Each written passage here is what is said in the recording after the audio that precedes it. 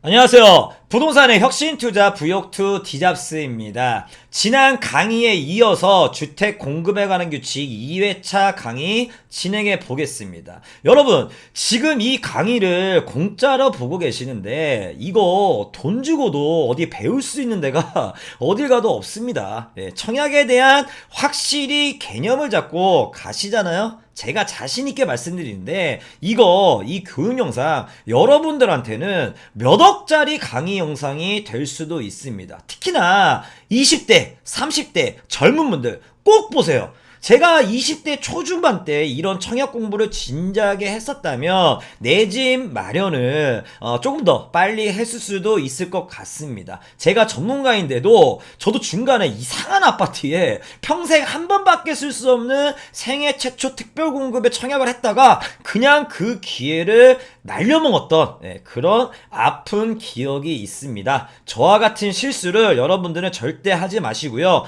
집중해서 이 강의 영상 계속 보시고 공부를 하세요. 정말 어려운 내용이 없습니다. 공부를 안 해서 어려운 거지. 중학교 때 공부했던 수학, 과학보다 훨씬 더 쉽습니다. 그럼 2회차 강의 시작해 보겠습니다. 지난 시간에 이 제3조 바로 전까지 했었죠. 이어서 설명을 드릴 텐데 3조 이거는 그냥 패스하셔도 됩니다. 우리들한테 그리고 중요한 내용이 아니기 때문에 3조는 그냥 패스하시고 4조부터 보시겠습니다. 4조 찾으시면 돼요. 4조. 4조. 네. 여기서부터 나오네요. 4조부터 진행을 할 건데, 4조 진행하기 전에 하나 또 개념 잡고 가셔야 할 게 있습니다. 우리가 흔히 접할 수 있는 분양 주택을 두 가지로 나눌 수 있는데, 이것도 제가 한번, 따로 필기를 한번 해보겠습니다. 자, 첫 번째, 잠시만요. 첫 번째, 색깔 바꾸고, 첫 번째, 국민주택이 있고요. 우리가 접할 수 있는 주택 중에 하나가 국민주택이 있고, 두 번째, 민영주택이 있습니다. 민영주택. 이렇게 두 가지로 이제 구분을 하셔야 되는데, 예전에는 민간 건설 중형 군민주택도 있었고, 종류가 몇 개 더 있었어요. 하지만 지금은 단순하게 이 두 가지 경우만 생각하시면 됩니다. 국민주택, 그리고 민영주택. 국민주택만 이해를 하시면, 민영주택은 자동으로 이해가 될 것 같아요. 네. 왜냐면 국민주택이 아닌 것은 전부 다 민영주택으로 봐도 무방하거든요. 국민주택은 두 가지 단서가 붙습니다. 첫 번째, 전용면적. 요즘 다 전용면적으로 얘기합니다. 전용면적 85제곱미터 이하. 전용면적 85제곱미터 이하. 그리고 두 번째 단서 조항, 공공기관에서 분양한 주택. 공공에서 분양한 주택. 이 두 가지에 해당되면 거의 대부분 이 국민주택이라고 보시면 됩니다. 다시, 국민주택은 단서 조항이 전용면적 85제곱미터 이하에다가 플러스 민간 아니에요. 85제곱미터 이하 공공에서 분양한 것들은 다 국민주택이라고 보시면 되고, 여기서 참고 삼아 제가 말씀을 더 드리자면, 비도시 지역은 전용 면적이 100제곱미터까지 확대되는데, 여하튼 거의 대부분 국민주택이 공공기관에서 분양하는 이 전용 면적 85제곱미터 이하 아파트를 말한다. 이게 바로 국민주택이다. 이렇게 이해하시면 되겠고요. 민영주택은 국민주택이 아닌 것, 제가 설명드렸죠. 이 민영주택은 이 국민주택이 아닌 것들을 거의 다 민영주택이라고 보시면 되겠습니다. 여기서 헷갈리시면 안 되는 게, 민간에서 분양하는 아파트를 민영주택이라고 하는 게 아니에요. 민간에서 분양하는 아파트를 민영주택이라고 하는 게 아닙니다. 예를 들자면 한국토지주택공사 LH 공공기관이죠. LH에서 전용면적 102제곱미터, 전용면적 102제곱미터의 공공임대 아파트, 공공자 붙죠. 공공임대 아파트. 102제곱미터의 공공 임대 아파트를 분양을 했습니다. 이런 아파트가 판교 신도시에 많이 있어요. 중대형 공공 임대 아파트. 이런 게 판교 신도시에 있는데 이런 아파트들은 국민주택이 아닙니다. 공공자 들어갔다고 국민주택이 아니에요. 왜냐? 면적이 오버됐잖아요. 102제곱미터. 민연주택입니다. 민연주택.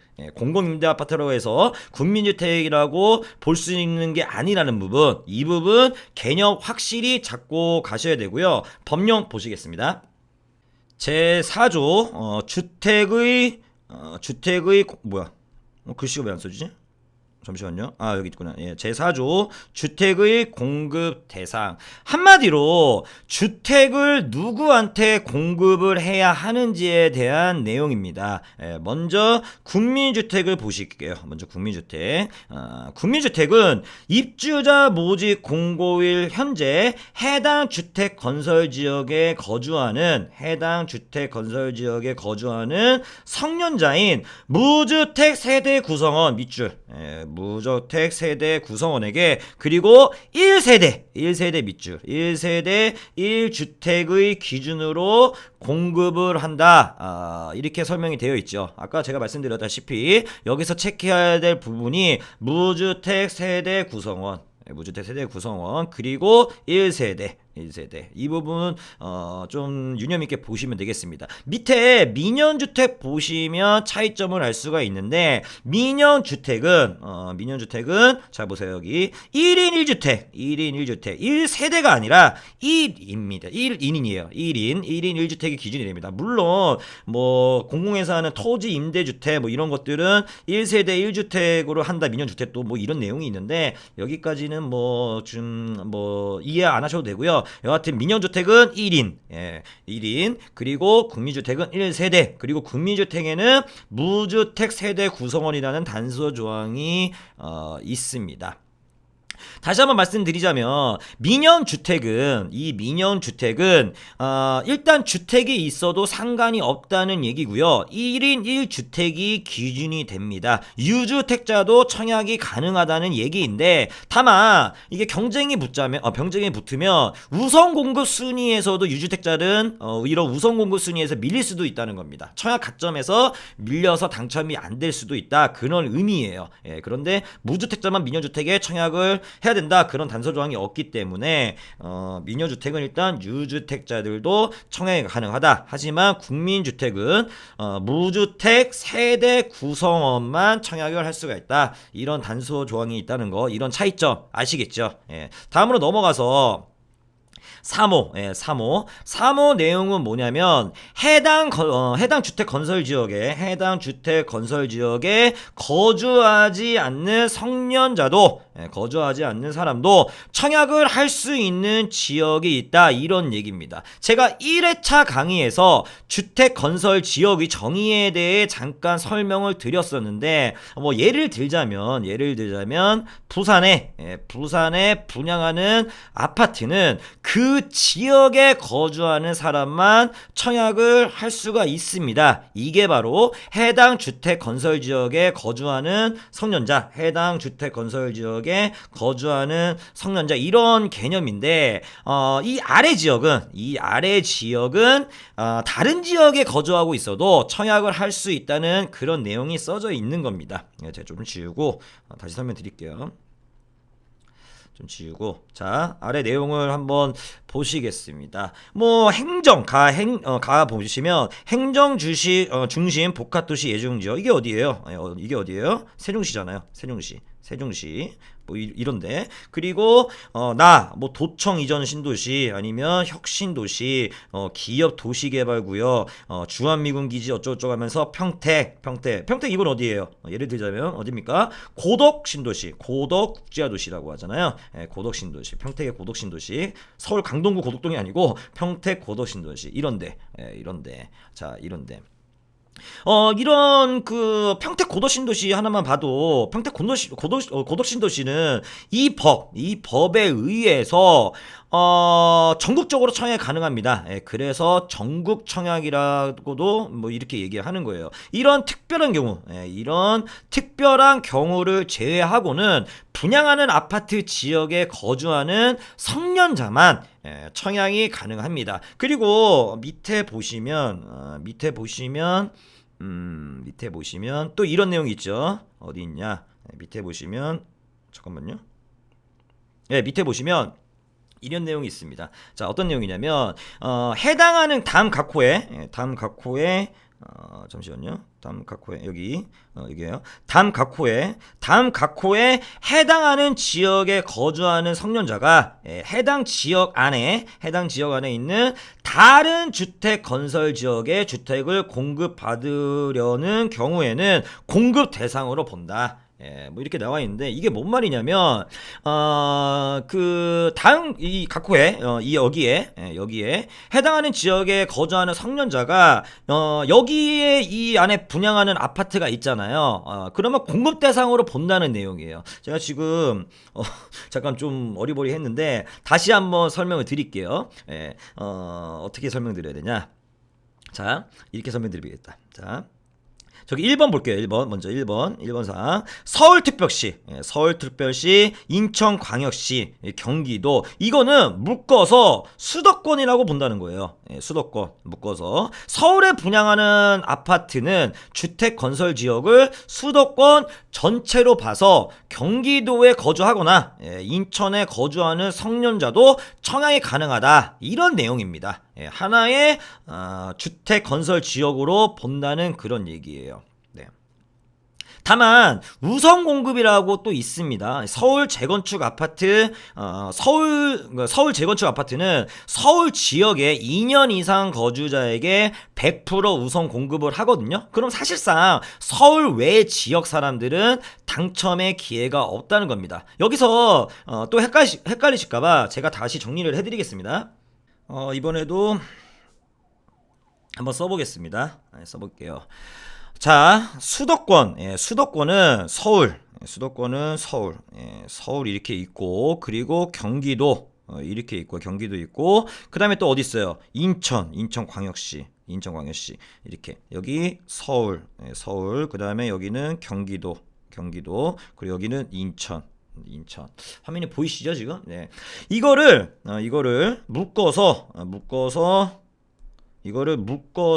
수도권이라고 합니다. 수도권. 인천을 경기도라고 생각하시는 분들이 계시더라고요. 인천 경기도가 아닙니다. 엄연한 광역시입니다. 이걸 다 묶어서 이렇게 수도권이라고 하는데 수도권에 분양하는 아파트는 일단 수도권에 거주하는 분들만 청약을 할 수가 있는 겁니다. 수도권 외 지역 사람들은 청약을 못해요. 반대로 부산이 있죠. 부산이 있고 울산이 있습니다. 울산이 있어요.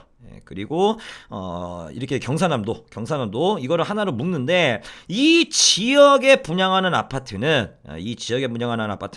부산, 울산 거주하는 분들이 다 청약을 할 수가 있는데 다른 지역 수도권 사람들이 여기 와서 청약을 못 한다는 겁니다. 아니 그런데 여기서 궁금한 게 있죠. 나는 인천에 거주하고 있어. 인천에 거주하고 있는데 청약을 할 수가 있다고 하는데 맨날 왜 서울 아파트 청약을 하려고 그러면 인천 사람들은 못하게 하냐? 왜 할 수가 없냐? 이렇게 생각하시는 분들 계실 텐데 이게 청약을 할 수가 있고 없고가 아니고 어떻게 설명드려야 돼? 우선 공급에 해당이 되느냐 안 되냐 그런 문제예요. 만약에 서울의 우선 공급, 서울 같은 경우에는 서울에 2년 이상 거주했던 분들에게 100% 우선 공급, 뭐 재건축 아파트 같은 경우에 이렇게 우선 공급을 하는데 만약 서울 우선 공급이 미달이 났다. 그럼 인천 사람들도 경기도 사람들도 서울에 1순위 청약을 할 수 있다는 겁니다.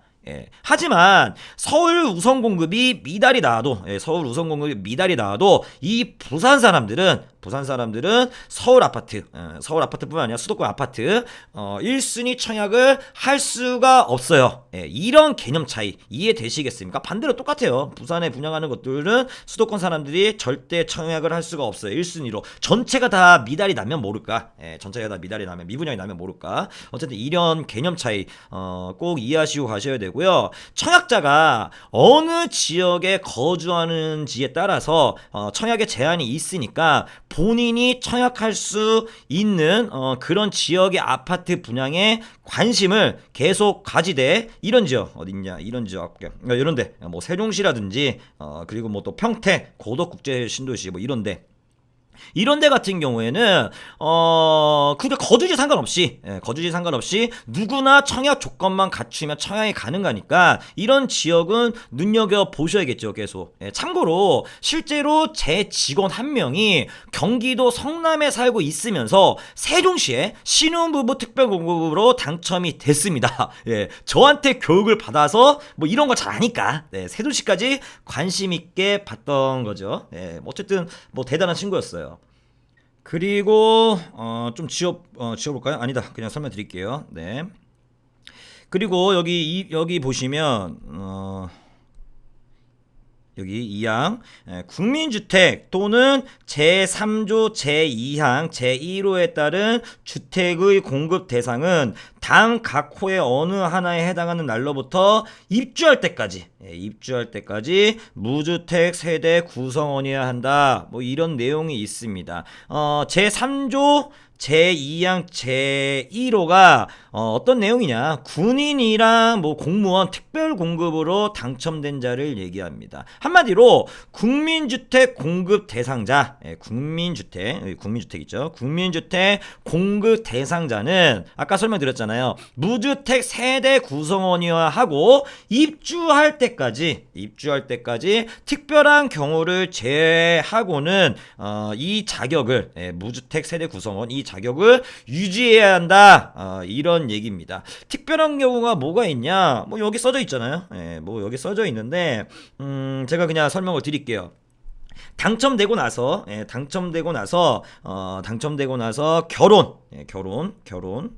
결혼 아니면 상속 결혼 상속을 통해서 어쩔 수 없이 주택이 생긴 경우 이런 게 특별한 경우겠죠. 아니면 분양권을 매수한 사람 이 사람이 분양권을 팔았어. 그 분양권을 매수한 사람 어디 써 있지 여기요? 여기 있네. 잠시만요. 좀 지우고 여기 써 있죠. 자 보시면 양수한 사람 이게 매수란 말이에요. 분양권을 매수한 사람은 괜찮다. 무주택 세대 구성원 입주할 때까지 유지할 필요성은 없다. 이런 내용입니다. 자, 다들 이해되셨죠? 근데 이제 민연주택은 아무 얘기도 없어요. 이런 얘기가 없습니다. 민연주택은 이런 조건이 없어요. 민연주택은 당첨이 되고 나서 다른 주택을 한 채, 뭐 두 채, 100채를 사도 불이익 가는 게 전혀 없습니다. 뭐 민연주택의 내용, 뭐 그런 내용은 없잖아요. 다 국민주택 내용만 있는 겁니다. 아시겠습니까? 사항을 보시면 10년 이상 장기 복무, 10년 이상 장기 복무 군인 특별공급 얘기가 나옵니다. 군인들은 직업상 본인 의사에 상관없이 이사를 많이 다닙니다. 그래서 이런 특례가 나온 건데 제주도에 근무하는 군인도 다른 주택 건설 지역인 수도권에 청약을 할 수가 있어요. 뭐 이런 내용입니다. 다음으로 넘어가서 그리고 5항을 보시게 되면은 우선 공급 얘기가 나옵니다. 우선 공급 얘기. 특별시장, 광역시장, 특별자치시장, 시장 또는 군수는 투기를 방지하기 위하여 필요한 경우에는 입주자 모집 공고일 현재 해당 주택 건설 지역에서 거주 기간이 일정 기간 이상인 자에게 주택을 우선 공급할 수가 있다. 이 법령에 이렇게 나와 있죠.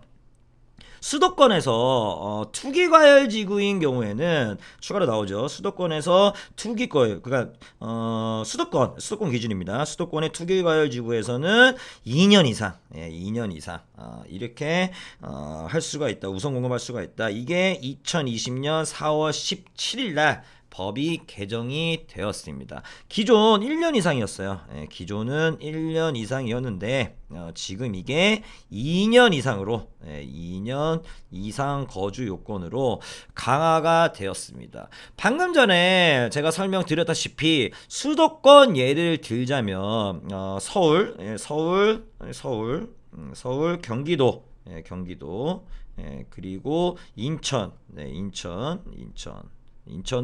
하나의 주택 건설 지역으로 묶어서 묶어서 다 수도권 사람들은 청약을 다 할 수가 있다고 말씀을 드렸잖아요. 청약을 다 할 수가 있다고 말씀을 드렸는데, 그런데 이 5항에 이런 우선 공급 단서 조항이 있기 때문에 실제로 1순위 청약을 할 수가 없다라는 게 핵심 포인트입니다. 헷갈리지 마세요. 청약 1순위랑 아예 또 청약 1순위 조건에 해당돼도 청약을 다른 지역 이런 지역에 아예 할 수 없다는 거랑 다른 개념입니다. 이게 좀 헷갈리실 거예요.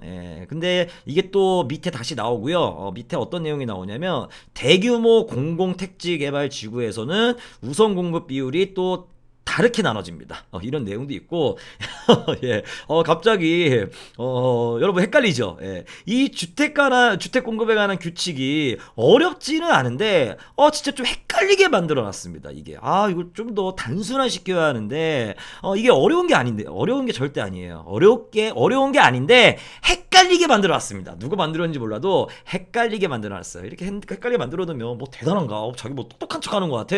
뭐 제가 만들면 조금 더 쉽게 만들 수 있을 것 같거든요. 국민들이 공감이 갈 수 있게끔 만들어야지. 여하튼 지금까지 주택의 공급 대상 4조 주택의 공급 대상에 대해서 설명을 드렸습니다. 그럼 다음으로 넘어가 보겠습니다. 이거 설명 안 드릴 뻔했네요. 이거 좀 지우고 지울게요. 좀 지우고 이제 해외 거주자는 어떻게 봐야 되는지 이게 나옵니다. 자, 다 지웠고 이제 보시면 6항이죠. 6항 제5항에 따른 바로 위에죠. 제5항에 따른 거주 기간은 입주자 모집 공고일을 기준으로 역산했을 때 계속하여 국내에 거주하고 있는 기간을 말하며 다음 각 호의 어느 하나에 해당하는 기간은 국내에 거주하지 않는 것으로 본다. 이런 내용이 있습니다. 우선 공급을 따질 때 실제 해당 주택 건설 지역에 거주하는 거주 기간을 따지잖아요. 그런데 해외에 계시는 분들도 있잖아요. 그러면 이렇게 따진다는 겁니다. 입주자 모집 공고일 기준으로 국내에 얼마나 거주를 했는지를 보는데 외국에 90일을 초과하여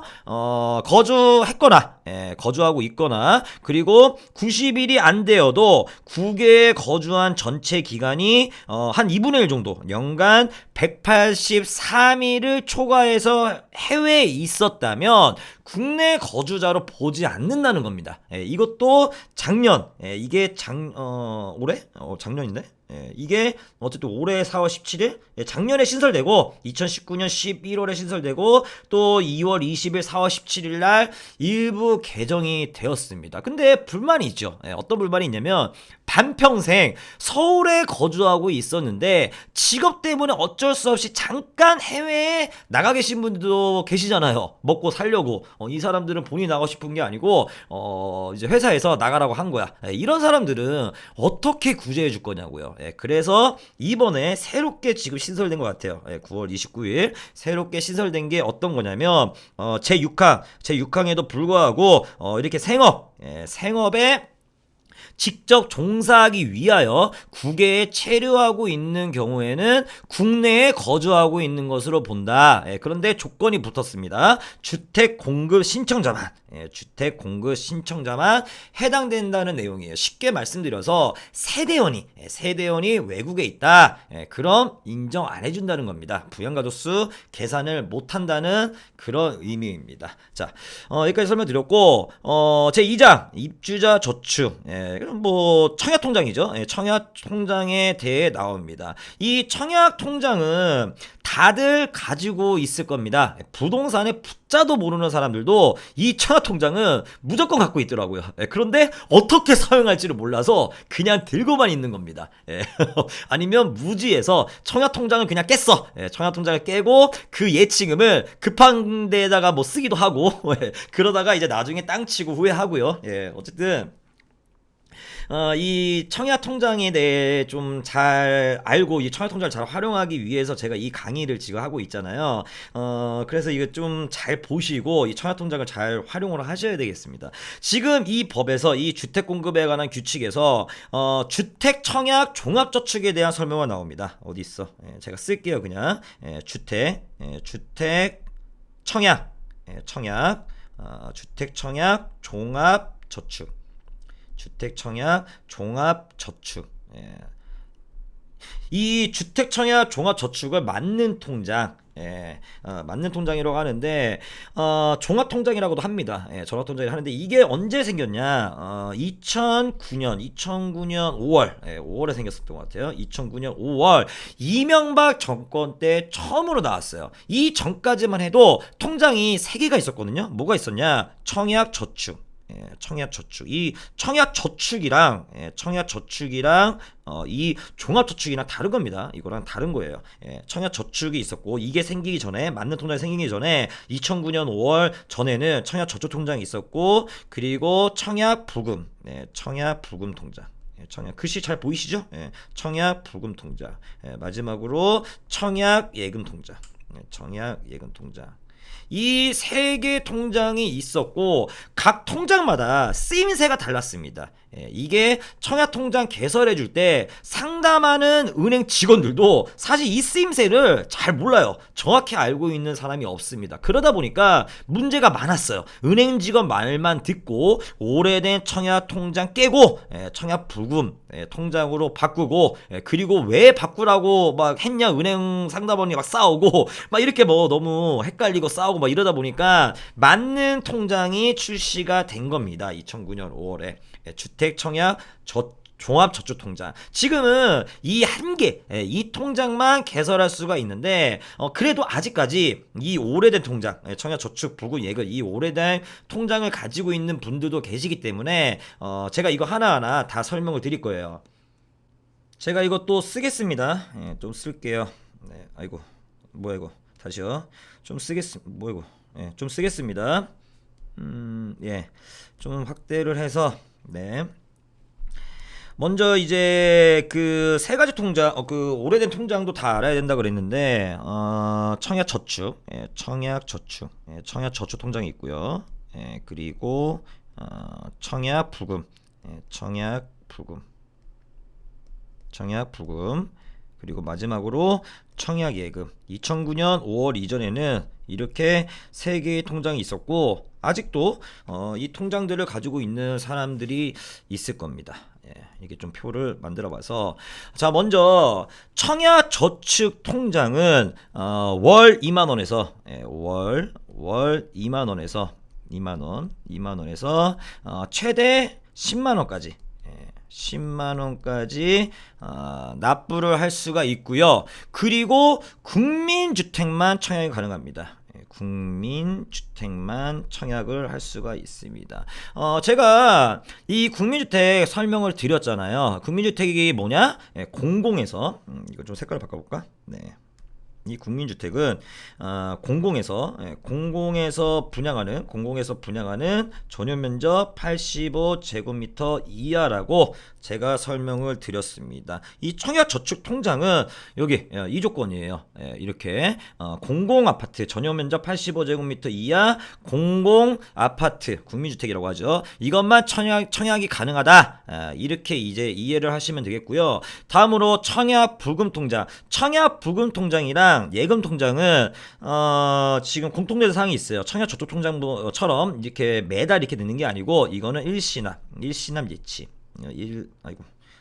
이게 좀 글씨가 일시납 청약 예치금을 한 번에 납부를 할 수가 있습니다. 일시납 가능하고요. 그리고 청약 부금 통장은 조건이 일단 면적이 글씨 색깔 바꿔서 면적이 85제곱미터 이하 85제곱미터 이하의 민영주택 이렇게 이해하시면 되겠습니다. 민영주택 이렇게 이해하시면 되겠습니다. 예전에는 민간건설 중형 국민주택도 있었는데 지금은 뭐 그렇게 구분하진 않아요. 지금 민영주택이라고 하기 때문에 쉽게 이렇게 이해하시면 되겠습니다. 청약부금통장은 전용면적 85제곱미터 이하의 민간 아파트에 청약할 때 필요한 통장이다. 이렇게 이해를 하시면 되고, 예치금은 제가 나중에 설명드리겠지만 거주 지역별로 200만원에서 300만원이 되겠습니다. 청약부금통장은 85제곱미터 이하이기 때문에 맥스 300 서울특별시 기준으로 이렇게 일시납하시면 되겠고요. 다음으로 청약예금통장. 청약예금통장은 제가 똑같이 말씀드렸죠. 일시납 가능하고요. 청약예금통장은 민연주택은 청약이 다 가능하다. 면적에 상관없이 민연주택은 청약이 다 가능하다. 이렇게 이해하시게 되겠습니다. 한마디로 만약에 중대형 면적 전용 85제곱미터 넘어가는 중대형 아파트를 공공에서 분양하는 거는 상관없이, 민간이든 공공에 상관없이 전용 면적 85제곱미터가 넘어가는 이런 중대형 면적에 청약을 하려면 이 예금 통장이 꼭 있었어야 하고요. 이 예치 금액은 거주 지역별로 최소 200만원서부터 맥스 서울 기준으로 1,500만원까지 이렇게 일시납으로 납부가 가능했습니다. 이해되셨나요? 그리고 이 세 가지 통장이 글씨를 좀 바꿔볼게요. 다시.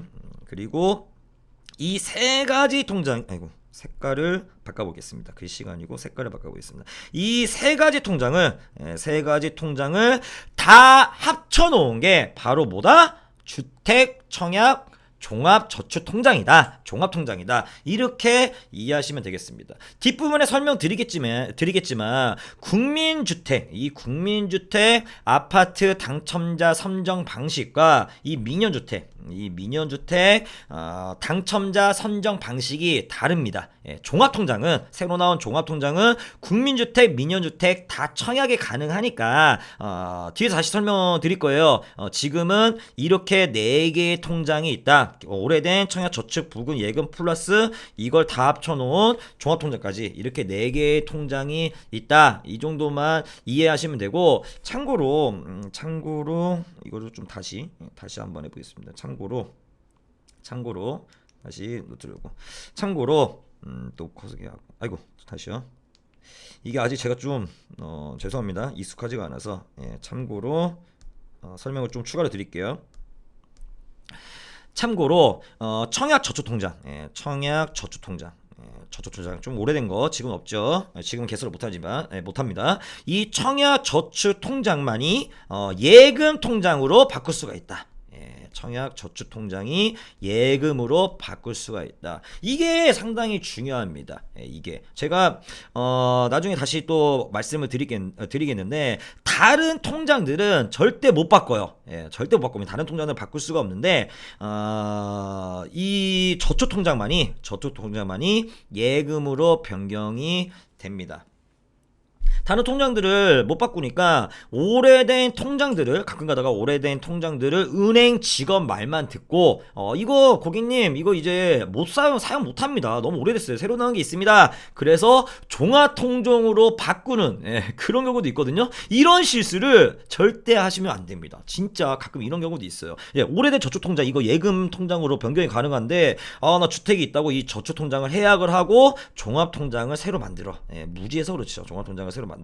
이걸 왜 만듭니까? 새로 이거를 예금으로 바꿔야지. 이 오래된 통장을 아껴 놔야 됩니다. 어쨌든 이런 거. 그리고 이 청약통장이 1인 1계좌 1인 1계좌만 개설이 가능하거든요.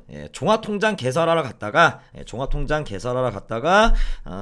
이제 오래된 청약부금통장이 개설되어 있는 거예요. 그래서 또 그러면 이제 종합통장을 새로 못 만들잖아요. 은행 직원이 이런 거 잘 모르고 고객님 청약 부금 통장을 가입되어 있네요. 근데 지금은 전혀 쓸 데가 없어요. 해지하시고 종합통장으로 갈아타십시오. 이렇게 말하는 경우도 있어요. 예. 이 말 듣고 오래된 청약 부금 통장 해지하고 종합통장 새로 만약에 개설을 했잖아요. 예. 눈앞에서 그냥 몇억이 날아가는 겁니다. 조심하셔야 됩니다, 여러분. 그렇기 때문에 제가 계속 말씀을 드리는 거고요. 다시 법령으로 돌아가서 법령으로 돌아가서 어디야 6조 좀 지워야겠네요. 너무 낙서를 또 많이 해서 좀 지우고 설명을 드리겠습니다. 지금 이제 6조부터 할 차례인데 6조, 5조는 그냥 넘어가셔도 되고요. 5조 넘어가셔도 되고 6조에서는 이것만 보시면 되겠네요. 한 사람이 한 계좌만 제가 설명드렸죠. 1인 1계좌만 가입할 수가 있다. 예, 그렇게 설명드렸고 오래된 청약 저축통장이 있는데 새롭게 종합통장을 그래서 못 만드는 겁니다. 예, 한 사람이 한 계좌만 만들 수가 있기 때문에 그런데 제가 좀 전에 사례를 들었죠. 기존 청약 저축통장을 해지하고 새로 만들 수는 있긴 한데 과연 그래야 될까요? 예금 통장으로 변경도 가능하고 어쨌든 그 부분은 제가 또 뒤에서 말씀을 드릴 거니까 이 정도까지만 이해하시면 되겠고 7조 제 7조 같은 경우에는 1회차 강의 때도 설명을 드렸습니다. 1회차 강의 때도 설명을 드렸던 부분인데 일단 청약통장을 사용해서 당첨이 된 경우에는 청약통장이 다시 재사용을 못합니다. 그런 내용이에요. 입주자 저축에 가입한 사람은 해당 입주자 저축의 통장을 사용하여 분양주택 또는 분양전환 공공임대주택이 입주자로 선정된 경우 동일한 통장으로 다른 주택의 공급을 신청할 수가 없다. 한마디로 청약통장이 없어진다. 이런 내용. 제가 다시 한번 짚고 넘어가겠습니다. 당첨자로 보고 청약통장을 사용해서 당첨자로 보는 경우가 몇 가지 있다고 했잖아요. 그 경우 일단 세 가지를 다시 한번 짚어드리자면 첫 번째 그냥 일반 분양하는 아파트. 이 경우 분양하는 아파트, 일반 분양 아파트 여기에 당첨이 되면은 입주자 저축통장 사용을 한 거고요. 두 번째가 또 뭐 있었어요? 두 번째가 예비 당첨자. 예비 당첨자에서 동호수 추첨 의사표시, 동호 추첨 참가 의사표시를 한순간 이 통장을 사용했다는 거고 마지막 세 번째 분양전 여기 써있죠. 분양 전환되지 않는 분양 전환이 되는 조건이 또 뭐 있죠? 공공이에요. 민가 말고 공공임대 아파트는 분양 전환이 되는 공공임대 아파트는 이 입주자 저축 통장을 사용을 한 거다. 이 경우 그렇기 때문에 이 통장을 사용을 했기 때문에 앞으로 또 재사용을 할 수가 없다. 이겁니다. 만약에 분양전환 되지 않는 공공임대주택이라든지 아니면 분양전환 되지만 민간임대, 공공임대가 아니고 민간임대주택이라든지 아니면 또 미계약 뭐 이런 아파트 계약했다면 이런 경우에는 청약통장이 그대로 뭐 살려져 있는 거니까 뭐 안심하시고 다른 아파트 청약을 계속 가능하다. 이렇게 이제 보시면 되겠고 그리고 또 넘어가서 8조는 그냥 넘어가시면 되고 구조 보시겠습니다. 구조 1항 주택 청약 종합저축은 누구든지 가입을 할 수 있다. 미성년자도 가입을 할 수가 있습니다. 그리고 다음으로 넘어가서 2항을 보시면 주택 청약 저축의 가입 기간은 가입한 날로부터 입주자로 선정된 날까지로 한다. 한마디로 당첨된 날까지로 한다. 이렇게 되는 거예요. 그러면 여기 써 있죠. 가로 열고 분양 전환되지 아니하는 공공임대주택은 제외한다. 분양 전환되지 아니하는 공공임대주택은 계속 청약통장이 살아있다고 제가 말씀을 드렸잖아요. 분양전환되는 공공임대 아파트만 이 통장을 쓴 거지 분양전환되지 아니하는 공공임대주택은 제외한다. 통장을 쓴 게 아니다. 통장이 효력이 끝난 게 아니다. 뭐 이런 얘기입니다. 이렇게 이해하시면 돼요. 자, 여기서 제가 한 가지 이제 짚고 넘어가자면 조심해야 될 게 있습니다. 예, 이 영상을 보시고 어떤 분이 우리 디잡스님이 당첨되면 청약통장 효력이 바로 없어진다고 했으니까 당첨된다. 입주자로 선정된 날 바로 은행 가서 청약통장 해지하면 또 바로 개설할 수가 있어요. 해지하고 바로 개설을 했어요. 이런 식으로 개설했어요. 그런데 일주일 뒤에 당첨 부적격이라고 연락이 온 겁니다. 어디서요? 모델하우스에서 견모주택 상담원이 부적격자입니다. 고객님은 부적격이십니다. 당첨 부적격되셨어요. 이런 식으로 연락이 온 거예요. 소명하세요. 이런 식으로. 근데 뭐 이런 경우가 뭐 부양가족수 계산을 잘못했다든지 아니면 과거에 뭐 주택이 조그만 거 있었는데 그걸 생각을 못했다든지 여러 이유가 있습니다. 어쨌든 소명을 못하면 부적격된 이유 소명을 못하면 부적격자가 되는 겁니다. 이게 확정이 되는 겁니다. 소명을 못하면. 그럼 결국엔 당첨이 취소되겠죠. 당첨이 취소됐어요. 그런데 어떻게 해요? 그런데 어떻게 청약통장을 해지했는데 청약통장을 해지하고 새로 개설했는데 그분이 이제 우리 디잘스님 얘기 듣고 바로 가서 은행 가서 해지하고 새로 개설했는데 다시 이거 해지한 거 살려주세요. 디잡스님 책임지세요. 예, 절대 저도 책임 못 지고요. 절대 이거 다시 못 살립니다. 그래서 항상 당첨이 된 후에 확실히 분양 계약까지 완료하고 나서 청약통장을 해지하는 것을 추천합니다. 이해되셨죠? 그리고 이거 좀 지우고요. 그리고 이제 사망에 보시면 주택 좀 다 지우고 설명드릴게요.